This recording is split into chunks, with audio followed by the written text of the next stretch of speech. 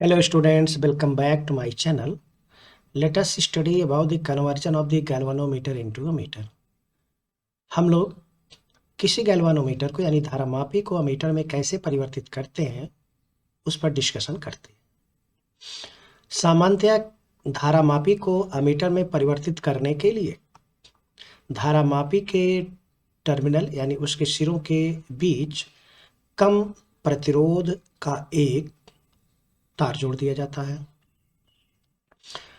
और इस समांतर क्रम में जुड़े हुए कम प्रतिरोध वाले तार को शंट कहते हैं। किंतु प्रश्न उठता है कि किसी गैल्वानोमीटर को अमीटर में परिवर्तित करने के लिए इसके टर्मिनल के बीच समांतर क्रम में कम प्रतिरोध के तार को क्यों जोड़ा जाता है, इसे श्रेणी क्रम में क्यों नहीं जोड़ा जाता है, समांतर क्रम में क्यों जोड़ा जाता है, कम प्रतिरोध का क्यों जोड़ते हैं, अधिक प्रतिरोध का क्यों नहीं जोड़ते हैं। इसका उत्तर पाने के लिए हमें विश्लेषण करना पड़ेगा। चूंकि किसी धारा परिपथ में अमीटर को प्रवाहित धारा के माप के लिए श्रेणी क्रम में जोड़ना पड़ता है। यदि हम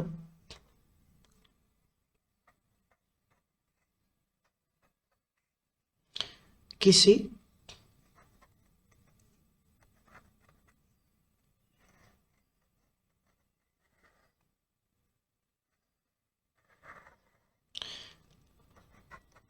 वैद्युत परिपथ में कैपिटल ई विद्युत वाहक बल जुड़ी हुई सेल तथा R1 R2 श्रेणी क्रम में जुड़े हैं परिपथ पर विचार करें तो इस परिपथ में प्रवाहित धारा I इक्वल्स होगी E अपान R1 प्लस R2, इक्वेशन 1। अब इस परिपथ में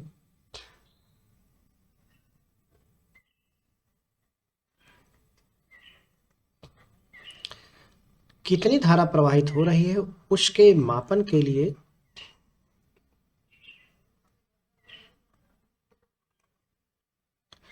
अमीटर को जोड़ दिया जाता है। माना अमीटर का प्रतिरोध RA है। चूंकि अमीटर में कुंडली होती है, कुंडली का प्रतिरोध नगण्य नहीं होता है, इसलिए माना उसका प्रभावी प्रतिरोध RA है। अब इस समय जो धारा प्रवाहित होगी, मान लीजिए I प्राइम है, I prime equals E upon R1 plus R2 plus RA, equation 2।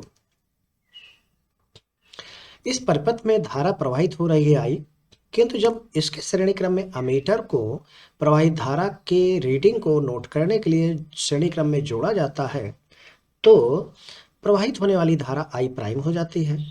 निश्चित रूप से I प्राइम का मान I से कम है। अब धारा में त्रुटि कितनी हो गई, अतः धारा के मापन में हुई त्रुटि हो जाएगी I minus I prime equals I और I प्राइम का मान रखा जाए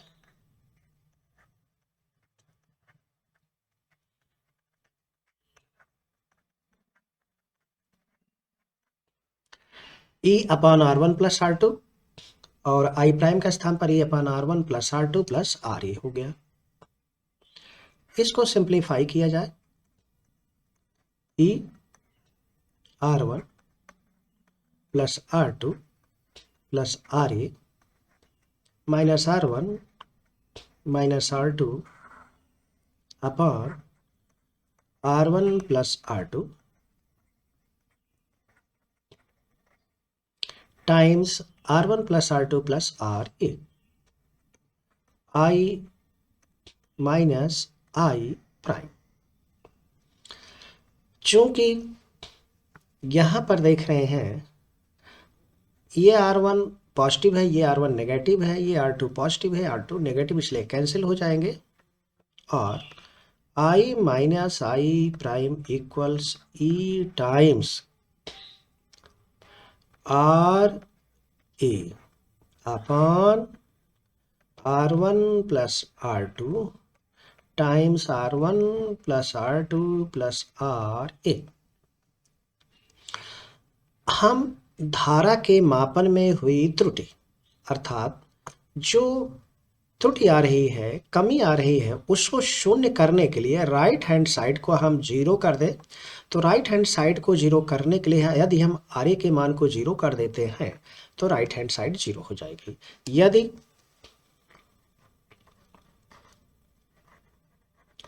RA इक्वल्स जीरो तो I minus I prime equals zero implies that I equals I prime. यानी यदि RA की वैल्यू शून्य है यानी इस अमीटर का प्रतिरोध जीरो हो जाए तो धारा के मापन में त्रुटि नहीं होगी, जो वास्तविक धारा होगी वही धारा प्राप्त होगी अर्थात I प्राइम I के मान के बराबर है।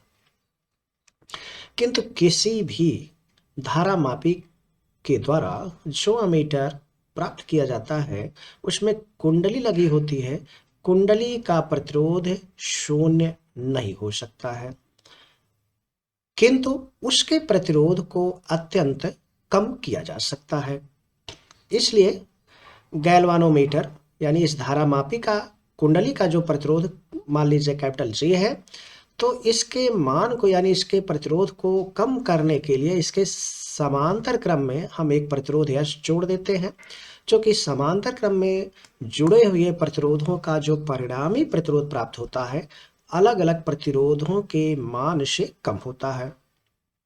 इस तरह से हम इस गैल्वानोमीटर के समांतर क्रम में एक प्रतिरोध S को जोड़ देते हैं और S को जब जोड़ देंगे तो इस गैल्वानोमीटर का प्रतिरोध कैपिटल G और इसके समांतर क्रम में जुड़े हुए प्रतिरोध कैपिटल S का जो परिणामी प्रतिरोध मिलेगा अर्थात इस सिस्टम का, अर्थात गैल्वानोमीटर को अमीटर में जो परिवर्तित करने के लिए हमने सिस्टम को बनाया, इसका प्रभावी प्रतिरोध कम हो जाएगा। अतः किसी धारामापी को जब हम अमीटर में परिवर्तित करते हैं तो धारामापी के टर्मिनल के बीच अर्थात धारामापी के सिरों के मध्य समांतर क्रम में एक प्रतिरोध को जोड़ दिया जाता है, जिसे S के द्वारा यहाँ पर दर्शाया गया। अब प्रश्न उठता है कि उसका मान कम होगा कि अधिक होगा। अगर हम यहाँ पर देखें 1 अपान RA इक्वल्स होगा 1 अपान कैपिटल G प्लस 1 अपान कैपिटल S। RA इक्वल्स होगा G इंटू S अपान G प्लस S।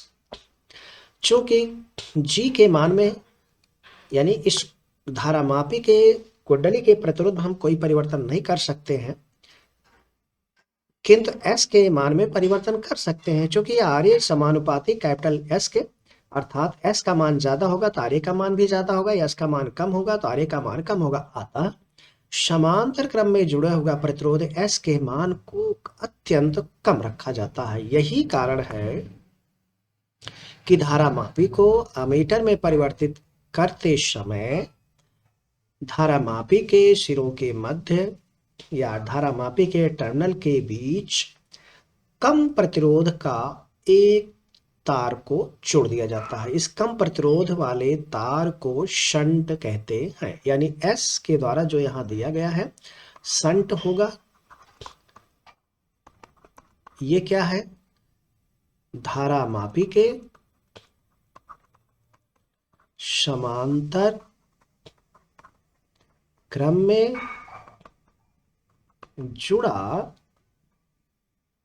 कम प्रतिरोध वाले तार को शंट कहते हैं। अब हमने इस तरह से धारामापी को उसके समांतर क्रम में शंट को जोड़ करके अमीटर में परिवर्तित कर लिया। अब इसके बाद देखा जाए इसमें धारा कितनी प्रवाहित होगी, प्रवाहित होने वाली धारा में कितनी त्रुटि है, इस पर विश्लेषण करते हैं।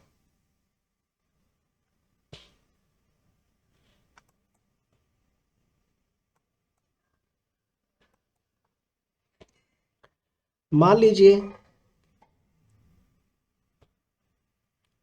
ये गैल्वानोमीटर है और गैल्वानोमीटर के समांतर क्रम में कम प्रतिरोध का तार जोड़ दिया गया, अर्थात शंट को जोड़ दिया गया।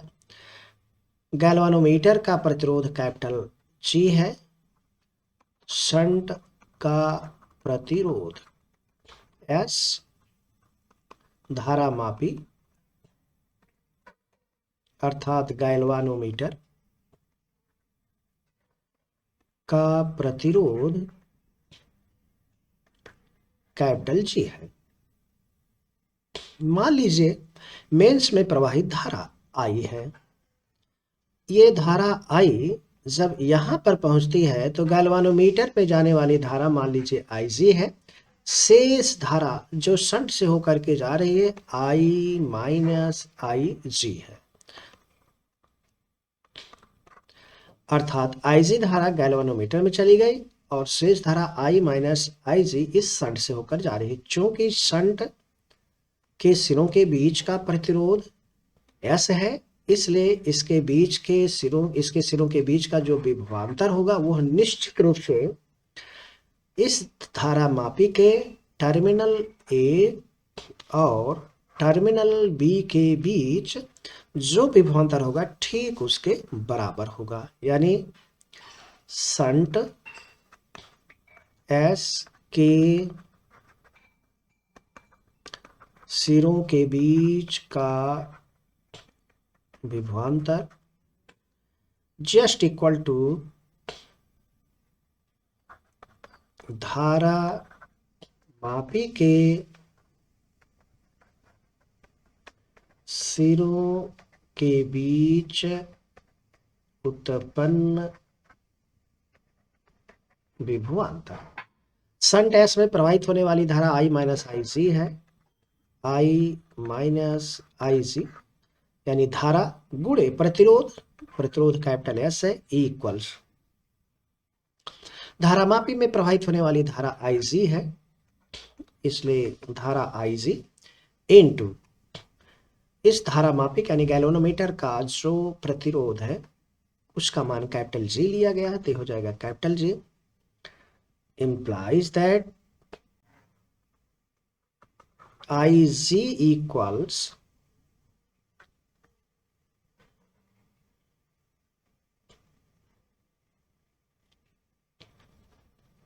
IG की वैल्यू को निकाल लिया जाए।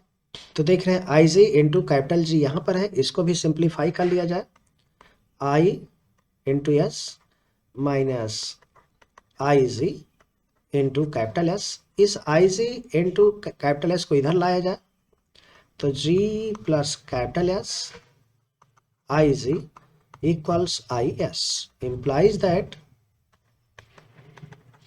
IG इक्वल्स हो जाएगा I times S upon G plus S, अर्थात धारा मापी में जो धारा प्रवाहित हो रही है वह मेंस से आने वाली धारा का S upon S plus G वहां भाग होता है। यानी धारा मापी से होकर प्रवाहित होने वाली धारा मुख्य धारा का S upon S plus G वह भाग प्रवाहित होगा। अब यहां पर S के मान को भी ज्ञात किया जा सकता है। जो शंट का मान होगा यहां से डायरेक्ट निकाल सकते हैं। इक्वेशन 1 कर ले पुनः I minus IG into S equals IG into capital G। Shunt की वैल्यू आ जाएगी IG upon I minus IG into capital G। यहां पर एक क्वेश्चन उठता है कि शंट कैपिटल S को लगाने से लाभ भी क्या हो सकता है। लाभ ये है कि अगर मान लीजिए हम इसमें धारा एक निश्चित धारा जो प्रवाहित हो रही है उसके संगत फुल डिफ्लेक्शन होता है, और अगर हम और धारा को प्रवाहित करें तो अब फुल डिफ्लेक्शन से ज़्यादा डिफ्लेक्शन हो नहीं सकता है, इसलिए उसके पैमाने पर अधिक धारा को मापने के लिए कुछ करना पड़ेगा। तो अगर हम S को लगा देते इसके समांतर क्रम में, तो अगर IG के लिए इसका फुल डिफ्लेक्शन हो रहा है, तो इस गैल्वानोमीटर में जो प्रवाहित धारा होगी वो केवल मुख्य धारा का I times S upon G plus S होगा। जैसे मान लीजिए यहां पर 9 एम्पियर करंट आ रही है। अब 9 एम्पियर करंट का जो गैल्वानोमीटर से होकर के धारा प्रवाहित होगी वह होगी, यहां पर देखिए S upon S plus G का भाग होगा। अतः यहां से जो धारा प्रवाहित होगी वो थोड़ा कम होगी। अब अगर हम और मान को बढ़ा देते हैं तो निश्चित रूप से उसका मान भी ये बढ़ सकता है। जैसे मान लीजिए हमने I का मान 9 एम्पियर लिया, तो I के मान को अगर हमने 9 लिया, तो IC में जाने वाली धारा मान लीजिए 1 एम्पियर है, तो ऐसी स्थिति में S का जो मान आएगा वो हो जाएगा S equals 1 ampere upon 9 minus 1 into capital G, अर्थात 1/8 भाग ही इससे होकर के प्रवाहित होगी। और जो हमारा संट होगा, संट का जो प्रतिरोध होगा, इस गैल्वानोमीटर का जो प्रतिरोध है उस प्रतिरोध का 1/8वां भाग ही हमको लेना पड़ेगा। यानी अगर मान लीजिए हमारे इस गैल्वानोमीटर का प्रतिरोध कैपिटल 10 ओम है और इस स्थिति में हम इससे अधिकतम धारा जो मापना चाहते हैं 9 एम्पियर की मापना चाहते हैं, तो ऐसी स्थिति में जो हमारा शंट होगा उसका मान कितना होना चाहिए। तो ऐसी स्थिति में हमने गैल्वानोमीटर का प्रतिरोध 10 ओम रखा और अधिकतम धारा जो हम मापना चाहते हैं वो 9 एम्पियर है और उससे उसका केवल एक भाग अर्थात 1 एम्पियर भाग IG से होकर जा रही है। तो ऐसी स्थिति में 10/8 ओम के प्रतिरोध को ही हमको इसके समांतर क्रम में जोड़ना पड़ेगा।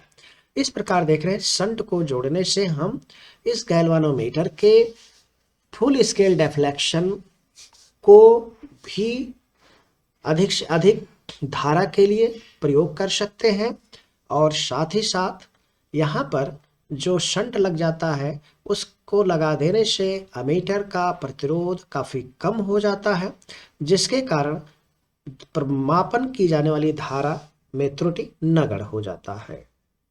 Okay, thanks for watching the video.